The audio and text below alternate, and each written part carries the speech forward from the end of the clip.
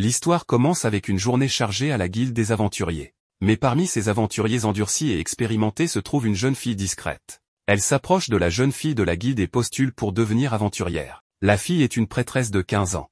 La fille de la guilde explique que les aventuriers sont classés en 10 rangs. Ensuite, la prêtresse reçoit un badge en porcelaine, indiquant qu'elle est débutante. Après avoir obtenu son badge, la prêtresse est immédiatement approchée par un groupe de 3 membres, composé d'une combattante, d'une sorcière et d'un guerrier. Ils lui demandent avec empressement de se joindre à eux dans leur quête urgente pour tuer les gobelins. Le chef du groupe prétend que ce sont les monstres les plus faibles. Bien que la prêtresse hésite à se joindre à eux, le guerrier la convainc en affichant sa confiance inébranlable qu'ils peuvent tuer ces créatures horribles. Après, ils s'aventurent et trouvent une grotte qui pourrait abriter les gobelins. La prêtresse reste sceptique quant à toute cette affaire, et elle demande à l'équipe si elle ne devrait pas se préparer d'abord, mais le guerrier ignore ses inquiétudes. Ils continuent leur route et dans sa nervosité, la prêtresse finit par marcher lentement pour prier, ce qui agace la sorcière et cela les fait prendre du retard par rapport au guerrier et à la combattant. Alors que la sorcière la réprimande, ils entendent un bruit venant de loin. Soudain, les gobelins surgissent de derrière et les attaquent. Avec son sort de flamme, la sorcière parvient à en tuer un, mais il y en a encore trop. Dépassée, elle est plaquée au sol par les créatures immondes, et avec son bâton cassé, la sorcière se fait poignarder dans l'estomac. Elle gémit de douleur tandis que la prêtresse crie d'horreur. Finalement, le guerrier et la combattante reviennent vers eux, avec le guerrier passant immédiatement à l'action.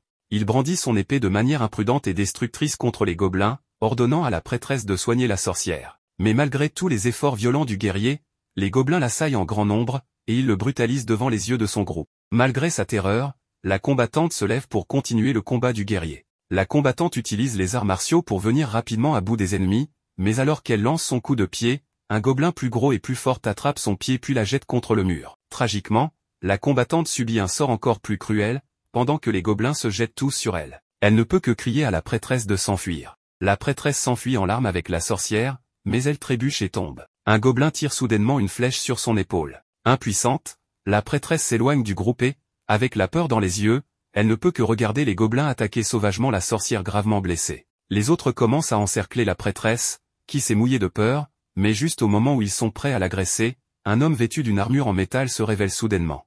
Il frappe, écrase et tranche les gobelins avec une facilité violente, comme si c'était une seconde nature. Il s'approche ensuite de la prêtresse en pleurs, son badge en argent attirant son attention et la poussant à lui demander qui il est. Goblin Slayer, répond-il. Il retire la flèche de l'épaule de la prêtresse, puis l'incite à utiliser une potion de guérison.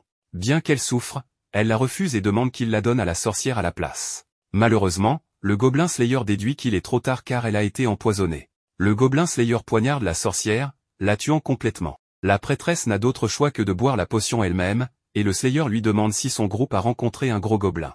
Elle confirme cela, et il lui explique que la créature s'appelle un hobgoblin. Pendant que l'aventurier avance pour éliminer le reste des gobelins, la prêtresse insiste pour le suivre. Le Gobelin Slayer tranche l'estomac d'un gobelin déjà mort, laissant la prêtresse confuse et horrifiée. Il explique qu'ils doivent masquer leur odeur, avant d'entrer dans un tunnel. Il met en place un piège avec une corde et demande à la prêtresse de lancer sa lumière sacrée. La prêtresse entonne immédiatement son sort, émettant une lumière aveuglante qui entrave la vision des gobelins juste devant le tunnel. Le Gobelin Slayer en profite immédiatement et charge. Il tue rapidement le chef du groupe, le chaman, avant de se précipiter vers la sortie avec la prêtresse tandis que le hobgoblin les poursuit. Juste au moment où il s'approche d'eux, le Slayer ordonne à la prêtresse de réciter à nouveau. Alors que la brillante luminescence prend le grand gobelin par surprise, il tombe et le Slayer le tue promptement. Il verse du liquide inflammable sur le hobgoblin, puis le frappe du pied, le faisant rouler vers les autres gobelins et il les brûle. Il progresse plus profondément dans la grotte, où la prêtresse trouve la combattante traumatisée encore en vie. La prêtresse l'enlace en larmes, lui promettant qu'elle est en sécurité maintenant. Mais avant de partir, le Gobelin Slayer remarque une chaise faite d'os.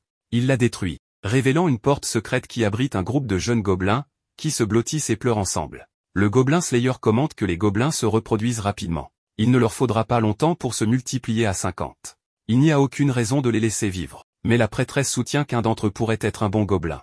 Le Gobelin Slayer répond, avec son ton toujours invariable, il pourrait y avoir un bon gobelin si nous cherchions. Avec cela, il prononce une sentence de mort pour tous les jeunes gobelins. Quelques jours après, la prêtresse rejoint le Gobelin Slayer à la guilde pour une nouvelle mission. Un certain temps passe, et le Gobelin Slayer se repose dans une ferme modeste où vit une jeune femme rousse et son oncle. Tôt le matin, il vérifie s'il y a des empreintes de gobelins dans la région, car il se déplace la nuit, tandis que la rousse a une conversation amicale avec lui. Bien qu'il ne donne que des réponses d'un mot, il répond toujours à tout ce qu'elle dit. Après, Ils prennent ensemble le petit déjeuner avec l'oncle de son ami. Lorsque le Slayer part en ville, elle l'accompagne, tout en discutant des gobelins. Elle commente que cela doit être formidable d'avoir beaucoup de travail, mais le gobelin Slayer répond solennellement qu'il préférerait qu'il n'y ait pas du tout de gobelins. Pendant ce temps, à la guilde, un vieil homme frêle dépose désespérément une demande de quête. Des gobelins ont été à la chasse dans leur village, et il s'inquiète pour sa fille car elle est la seule femme là-bas. Il donne quelques pièces à la fille de la guilde. Celle-ci est dans une humeur sombre à cause de cela, et elle pense que les quêtes de gobelins paient mal, ce qui décourage les aventuriers expérimentés. Ensuite, le gobelin Slayer arrive, ce qui incite immédiatement les gens à commencer à parler de lui. Certains aventuriers commencent à voir à quel point il a l'air sale, tandis que d'autres le méprisent pour ne jamais avoir combattu quelque chose de plus gros qu'un gobelin. Ils remettent même en question son statut de rang argent. Beaucoup d'aventuriers sont fiers, et ils ne prennent pas les gobelins au sérieux du tout. Pendant ce temps, la rousse observe la prêtresse s'approcher du gobelin Slayer pour lui dire qu'elle n'apprécie pas qu'il ait mis le feu au gobelin, car cela aurait pu déclencher une avalanche, et le gobelin Slayer répond simplement que les gobelins sont le problème principal. Il lui pose ensuite des questions sur l'art de la guerre des gobelins jusqu'à ce qu'il soit temps pour lui de prendre une commande de mission. La fille de la guilde lui propose 3 quêtes de mission et le gobelin Slayer décide de prendre celle qui est la plus dangereuse. Avec cela, le Slayer dit au revoir à la rousse. Cette nuit-là, le gobelin Slayer est avec la prêtresse alors qu'il orchestre un mélange de carnage parmi les gobelins pour leur quête. Si vous demandiez au Slayer pourquoi il chasse seulement les gobelins, il pourrait vous demander d'imaginer ceci: des gobelins saccagent votre village, tuent votre famille, vos amis. Ensuite, ils torturent votre sœur aimée, la violent, la tuent, pendant que vous regardez la scène, terrifié au-delà de toute incompréhension, depuis votre cachette. Vous êtes le survivant, vous ne pouvez jamais leur pardonner. Comment le pourriez-vous, quand votre souffrance a déformé votre être au-delà de toute reconnaissance, vous a transformé en un autre cliché fatigué. Vous prenez des armes, faites tout ce que vous pouvez pour vous venger. Vous les tuez, encore et encore, comme ils vous ont tué. Mais vous ne vous arrêtez pas là. Vous continuez à chasser et à tuer ces gobelins jusqu'à ce que vous perfectionnez l'art, jusqu'à ce que vous appreniez à en jouir. Malgré son discours, il continue tout de même la chasse. Mais cette fois, il a la prêtresse avec lui, qui l'aide à se débarrasser plus rapidement des gobelins avec ses miracles. Et quand tout est terminé, elle s'agenouille pour prier. Cette même nuit, l'oncle de la rousse s'approche d'elle alors qu'elle est plongée dans ses pensées. Il réitère qu'il sait qu'elle et le gobelin Slayer étaient des amis d'enfance, mais il a complètement perdu la tête maintenant. Il n'est plus la personne qu'il était. Malgré cela, elle insiste pour attendre un peu plus longtemps. Le lendemain, lorsque le Slayer passe par leur ferme le matin, elle l'accueille chaleureusement. Elle lui demande s'il veut qu'elle lui prépare un repas, il accepte. À la guilde des aventuriers, une elfe des hautes terres demande à la fille de la guilde si un certain Orkbolg est présent. Lorsque la fille de la guilde ne reconnaît pas le nom, son compagnon nain plaisante sur sa façon de parler, puis il demande si un certain Tranche-Barbe est là. Mais encore une fois, la fille de la guilde ne reconnaît pas le nom. Avec l'elfe et le nain qui se chamaillent, un énorme homme lézard apparaît derrière eux, et après avoir réprimandé ses compagnons, il s'excuse auprès de la fille de la guilde pour leur comportement. Il s'agit certainement d'un groupe inhabituel d'aventuriers, car l'archer elfe des hautes terres et le nain chaman sont des ennemis ancestraux, tandis que les hommes lézards sont très rares à trouver. L'homme lézard précise alors que dans la langue des humains, il recherche un homme surnommé l'exterminateur de petits démons. Soudain, le Slayer et la prêtresse apparaissent, et les trois sont choqués d'apprendre qu'il est l'homme qu'ils recherchent. Malgré l'insistance du trio, le Slayer va parler avec eux, mais il laisse la prêtresse derrière lui. Un autre groupe de jeunes aventuriers s'approche alors de la prêtresse et lui demande de se joindre à eux à la place du Slayer, qu'il soupçonne d'utiliser la prêtresse comme appât. Mais avant que la prêtresse ne puisse défendre son compagnon, une envoûtante sorcière classée argent intervient, écartant les jeunes aventuriers. Maintenant qu'ils sont partis, la sorcière taquine la prêtresse à propos du Slayer, disant qu'être avec lui doit être difficile car il est étrange et insensible. Elle partage ensuite un moment où le Slayer lui a fait une demande étrange car il avait besoin d'aide avec un parchemin.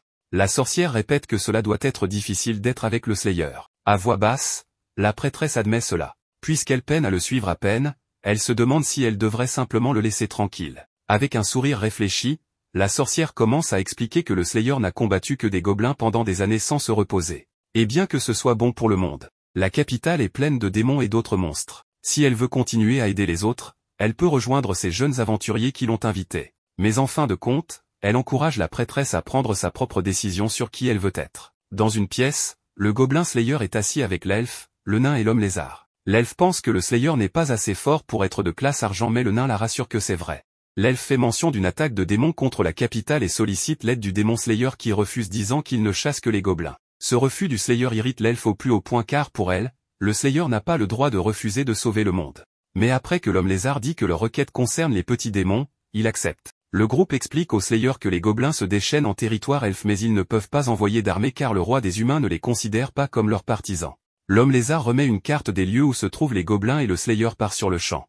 La prêtresse demande à l'accompagner mais il refuse. Mais celle-ci ne se laisse pas faire et elle finit par le convaincre. Ensemble, ils partent accompagnés de l'elfe et ses coéquipiers. La nuit, le gobelin Slayer, la prêtresse et le groupe d'aventuriers campent ensemble. Chacun révèle ce qui l'a poussé à devenir un aventurier. La prêtresse offre un peu de sa soupe à l'elfe et en échange, elle lui fait goûter une ration spéciale des elfes qu'elle apprécie. Le nain en fait de même et sort du vin. Avec une seule gorgée, l'elfe devient totalement saoul. Le gobelin Slayer pour sa part, sort une portion de fromage et ils en dégustent tous. L'elfe tente de toucher à un parchemin du Slayer mais il lui défend de ne pas y toucher. En entendant le nain et l'homme lézard expliquer ce que c'est, la prêtresse se rappelle de l'histoire de la sorcière qui lui a parlé à la guilde. L'homme lézard se demande d'où viennent les gobelins. Le gobelin Slayer révèle qu'il a entendu dire qu'ils viennent de la lune verte car leur planète n'est que désolation et misère. Pour une meilleure vie, ils sont descendus sur Terre. Il révèle aussi que c'est sa sœur aînée qui lui a raconté l'histoire mais qu'elle est morte. Très tôt le jour suivant, ils prennent d'assaut le repère des gobelins. L'elfe avec sa technique imparable,